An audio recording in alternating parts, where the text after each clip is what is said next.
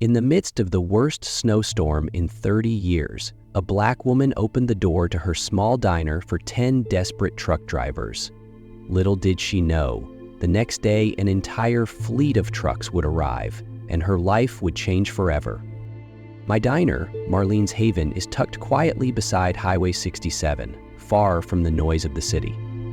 It's not fancy. There's no big sign or flashy neon lights. It's just me, an old wooden table, and the distinctive smell of coffee brewed fresh every morning. This is where I've spent so many years, where I've welcomed the travelers passing along this cold, lonely road. Simple, but it's all I have. One winter night, when everything had frozen over and the radio was warning of a snowstorm, I decided to close early. I was packing up to head home, thinking about what I'd do the next morning. But then, I saw a big truck parked outside, headlights flashing through the heavy snow. Then a second, third, and fourth truck. Eventually, 10 trucks were lined up along the desolate road, almost invisible in the darkness. They came to the door, their faces pale from the cold. One of them spoke up. "Hey there, we're stuck on the road. The nearest motel's full. There's no place to stay and we can't keep driving in these conditions." At that moment, I didn't have many choices. I looked around the diner, just a few chairs, an old stove, and some leftover food.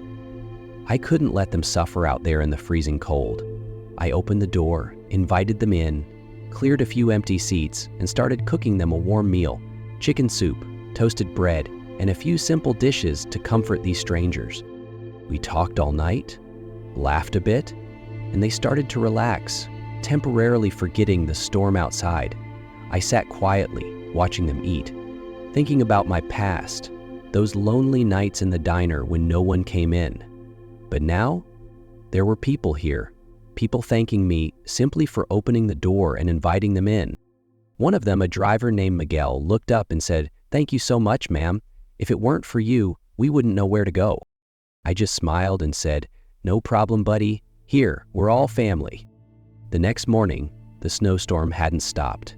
Their trucks left, but before they did, each driver came to shake my hand, thanked me, and promised to return.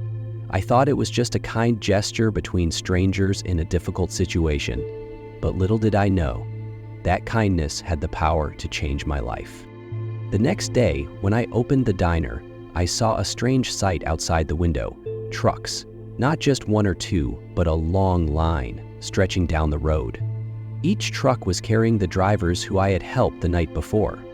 But they didn't just come back to thank me. They brought gifts and signs that read, "Marlene's Haven, the home for the road." An older driver walked up and said, "Miss Marlene, we heard about you last night. We didn't just come to thank you, we came to help you. You saved our lives, now we're here to help you." From that day on, my diner was no longer just a small eatery. The truck drivers, those companions on long, lonely roads, became my close friends, always ready to lend a hand when I needed it most.